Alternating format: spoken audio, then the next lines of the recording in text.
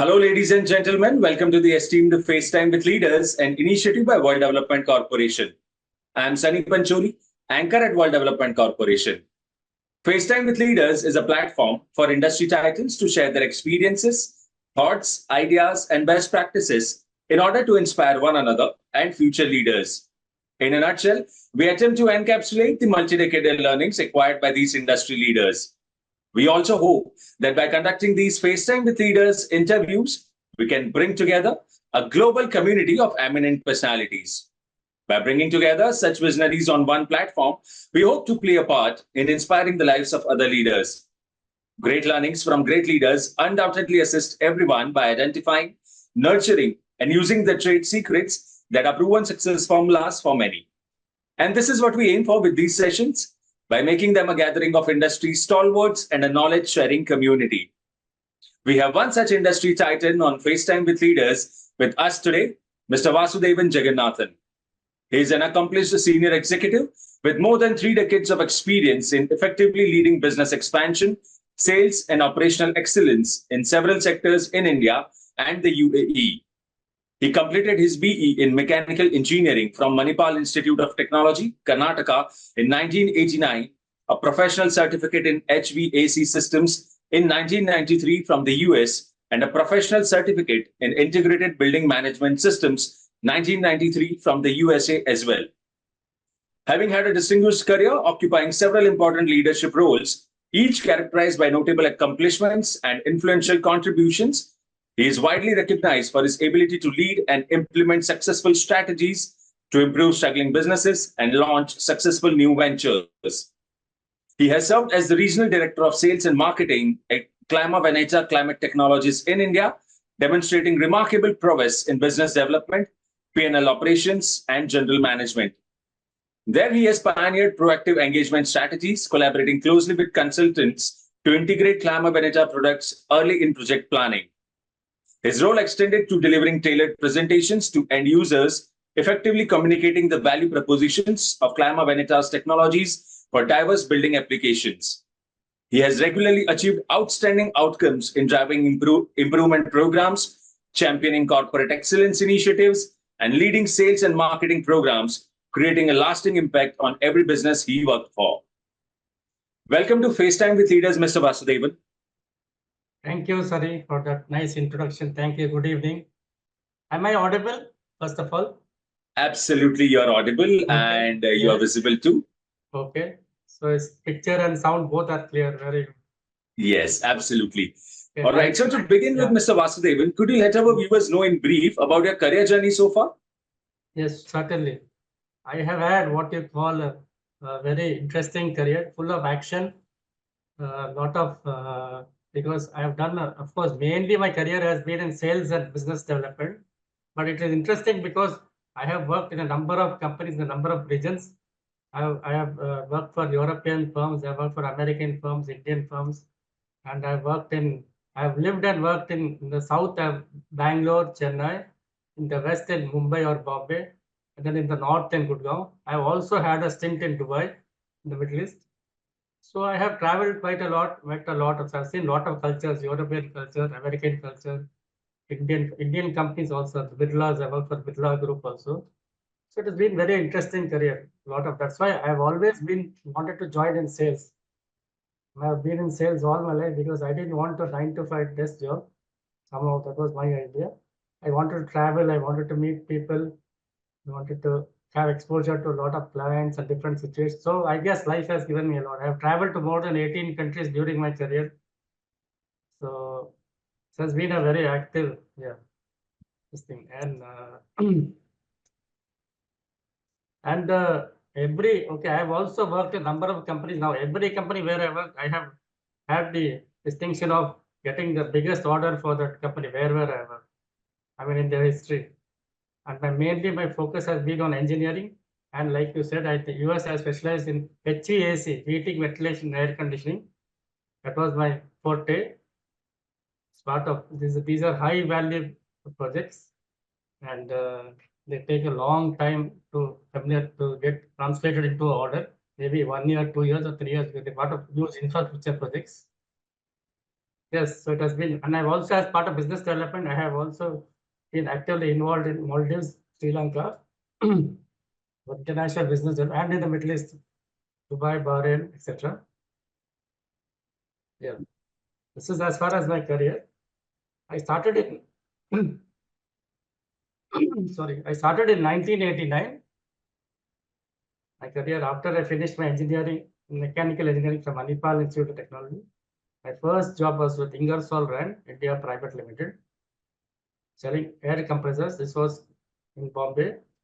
I was a trainee sales engineer. And then I moved on to a Birla company, National Engineering Industries, where I joined an American firm called the Trane Company, which is when they were starting their operations in India. It was in 93. And they were looking for the people to start their India operations for the first time, because India had just got liberalized that time economically with Narasimha Rao and Mr. Manmohan Singh. We were just opening up our economy to the outside world. And they were one of the world leaders in air conditioning, centralized air conditioning, the Trane company. They wanted to start India operations. I was one of the 3 people chosen to be part of that initial team, startup team.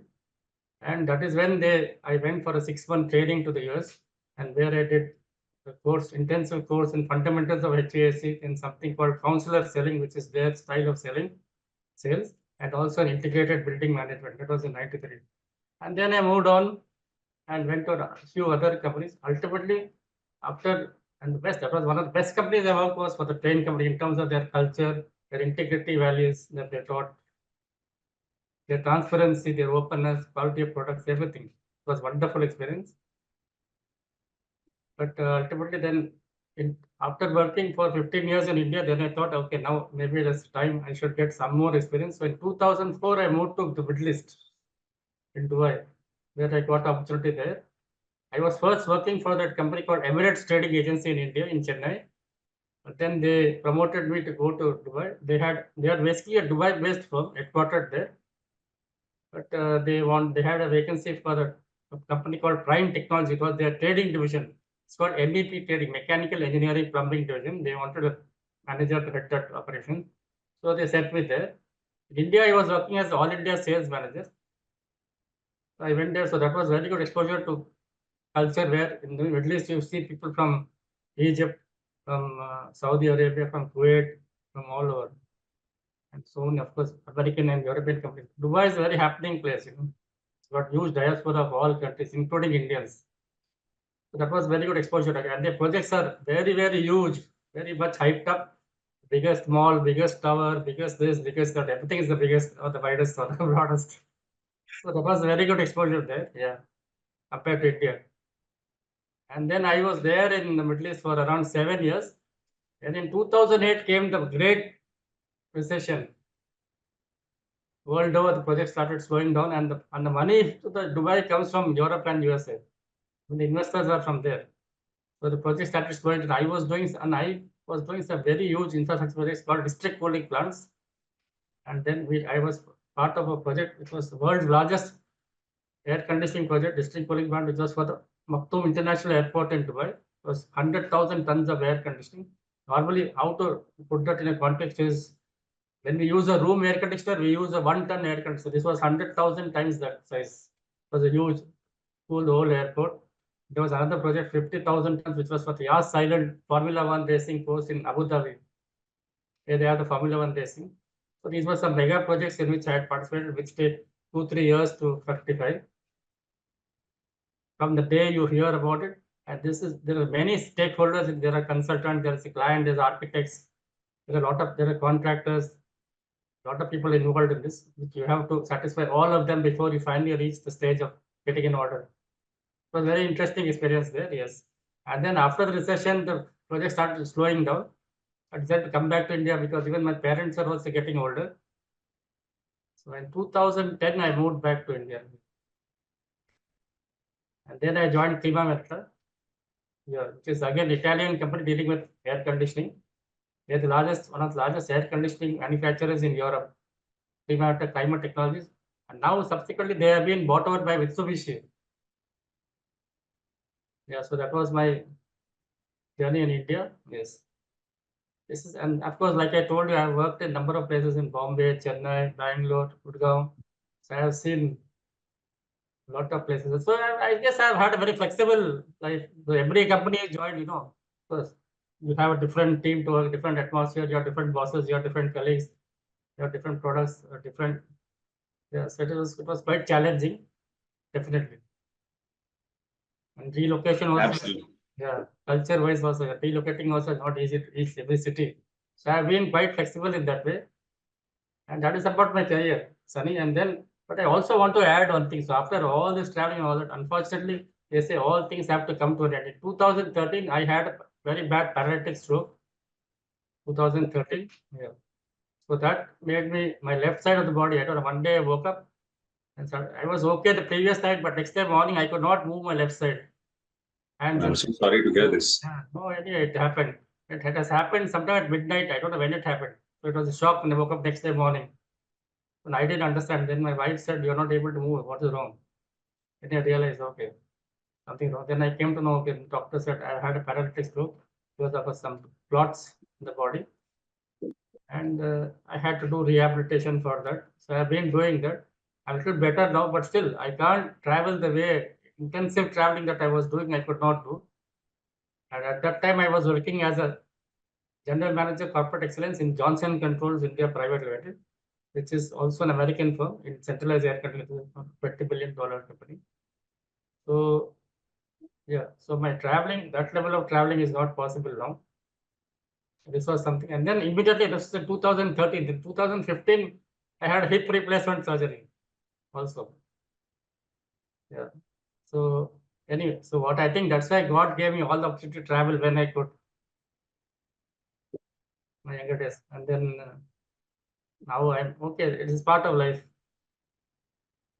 So that's Absolutely, Mr. Vasudevan. Thank you for the excellent start to this interview. And I must say, your career journey is truly inspiring, sir. Thank you. So, continuing our conversation, Mr. Vasudevan, how do you approach strategic planning and corporate vision to ensure business growth and market expansion? See, strategy as far as sales I'm concerned, I'm mainly with sales. I've been always in sales. Now, in sales strategies, I have few guidelines which I follow. Number one is I do a SWOT analysis on three things. First is on my own company, where I'm working, my own company. And then second is on my organization. Second is on the competition, at least the top three competitors. SWOT analysis, strength, weakness, opportunities, and threats. What are my company's SWOT and their top 2 or 3 competitors, and also of the market in which I'm working in, market in which we are operating. When you do this SWOT analysis, you understand all the stakeholders in the market, like who are the customers, what do they want, then the government regulations, what has to be followed. If you are aware of all these things, then it becomes easier to be successful in sales. We have to know our products, our company, our culture, what we can do, what we cannot do, what the competition can do and cannot do and will not do, and what the customer wants and what he does not want, he or she. And follow also government guidelines have to be followed. This is as far as strategy. Second thing, always believe sell a solution, don't sell a product. Right, to sell a solution to a customer, because products, there are a lot of people selling products. For example, air conditioning, we sell something called chillers and a lot of products. But if you sell comfort cooling, that's a solution. So saying I'm selling a chiller which is producing chilled water. Say I'm selling, comfort. So comfort is what something okay. So always try to sell a solution instead of a product. That's a differentiator. When you go to a client with a solution, they are happy to meet you and deal with you. You go with the product, they already have A, B, C, D whom they can go to. Then it becomes a price war and all this. There's no value addition to that. Yeah, that's it. As far as vision, yeah, vision has to be something which, with a few features in the vision, has to be achievable. There has to be a time frame to it.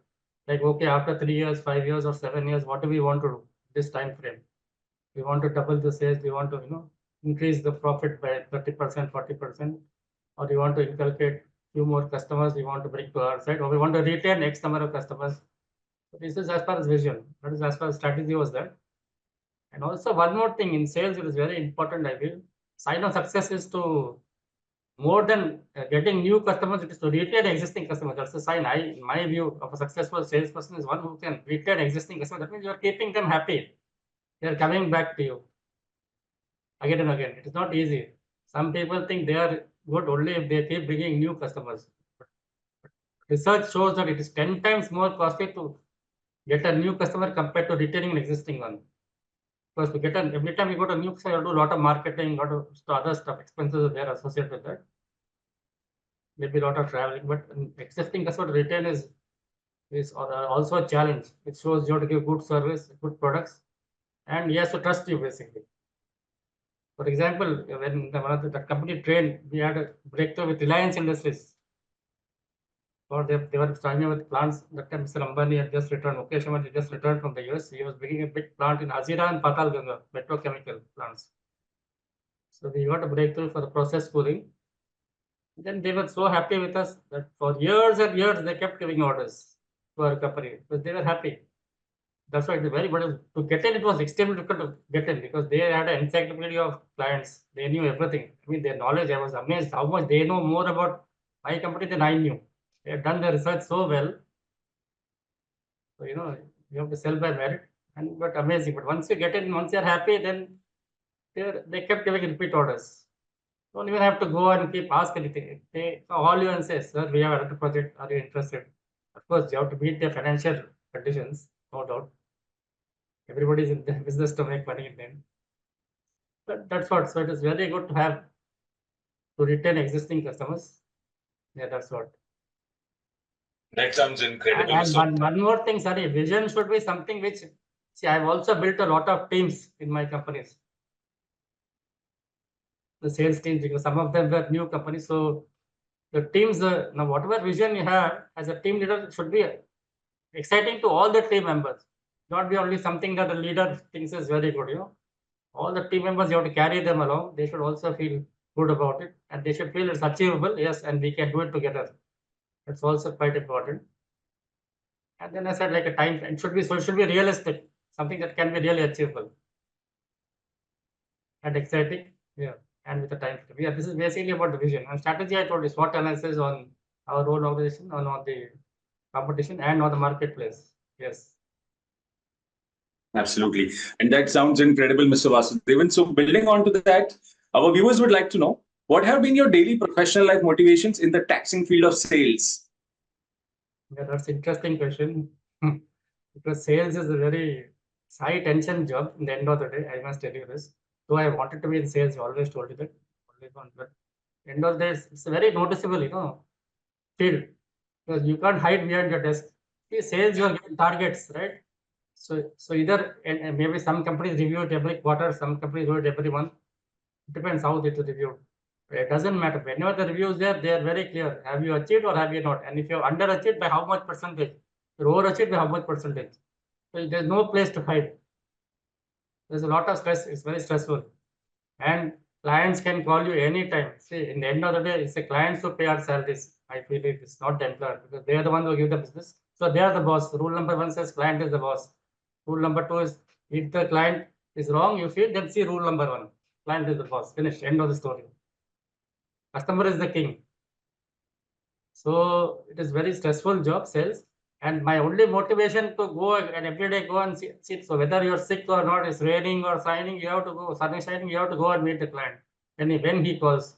And client gives the order in his office, not in your office where I am working. So you have to go there wherever they are calling, meet them and convince them.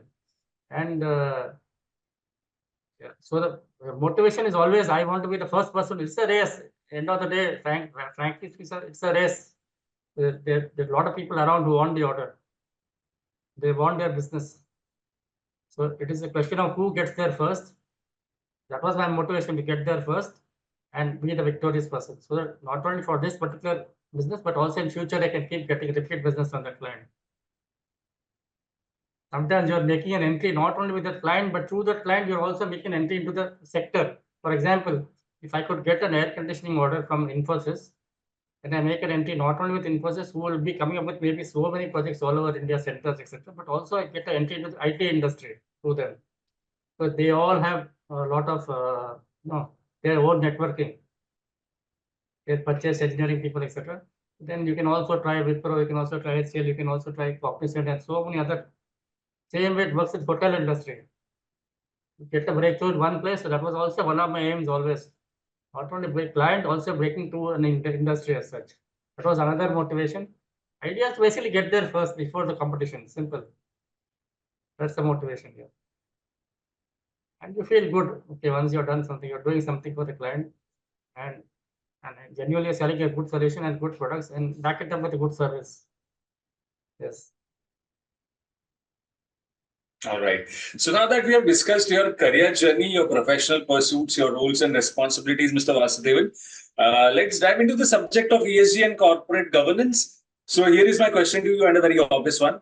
How and when did you develop an interest in ESG and corporate governance? Yeah, one sec. Just have some water. Sure.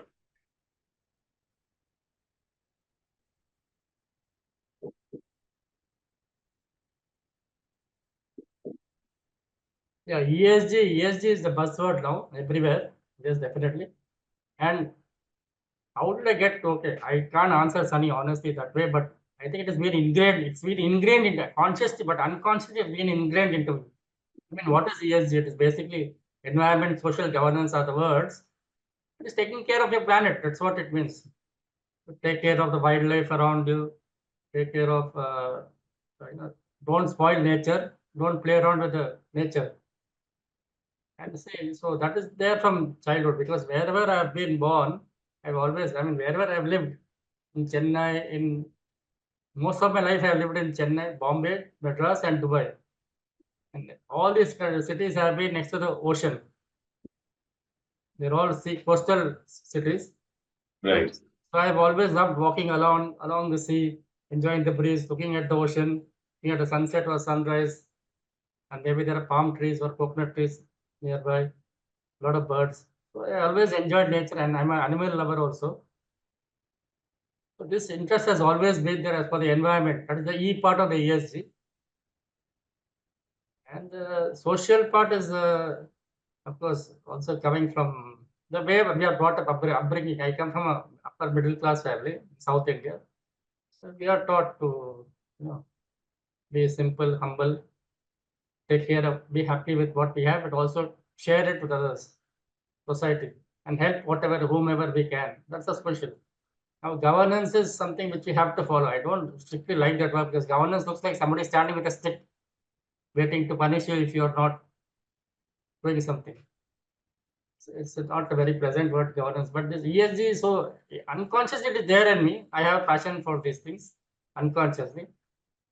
And CSR is also somewhat related to the social side, because CSR is more to the local, around the company, where the company operates, to do something for the society there by making CSR initiatives. Organization can help uplift the living standards of people around them. Maybe building roads, building hospitals, schools, etc. So this is also something which I value because of our upbringing. That's all. It's the way our family people have been taught. It's the way we have been taught. But it's just something that has come into me from beginning. It's not that I did some, of course, but now that may not satisfy everybody this answer. So I'm also pursuing the course of Director Institute for Advanced Corporate Directors Program, in which one of the sections to be covered is also ESG. I am doing that. Anytime soon, I will be getting an ESG expert certification, and I've already got independent director certification from Directors Institute. So this will give me further professional qualification to. Because personal interest is one thing, but also people want to see professionally are you qualified. So this is as far as ID certification I have got from there, and I'm also pursuing ESG certification. I will get very soon, maybe in a couple of weeks. Yeah. All right, Mr. Vasudevan. So, as an ESG and corporate governance expert, what values do you bring to the table? Okay, value. Now, this question is, I think, a little bit of this I answered in last. Okay, number one, the way we have brought up is, so one is value I bring is, okay, values you're talking about. Okay, values is first is integrity. Integrity, honesty, transparency. These are things that And I have a genuine care from the heart for these issues. Okay, I have a genuine care. I think ESGs do a lot with the heart, not with the mind. We have to have a heart in place to do something good for others, or at least not to destroy what is given. God has given us this planet and environment. That is for everybody to enjoy. Human beings are one part of it, but it's for also for birds, for animals, for insects, for whoever. We all have to share this earth, and we are ruining it day by day. Something I've always felt bad from beginning, as far as ESG. So it's something that I feel very close to my heart. And I see the generation of like my children, etc., who are their teens, they are even more than us. They are more worried about what kind of future they are going to have in this world.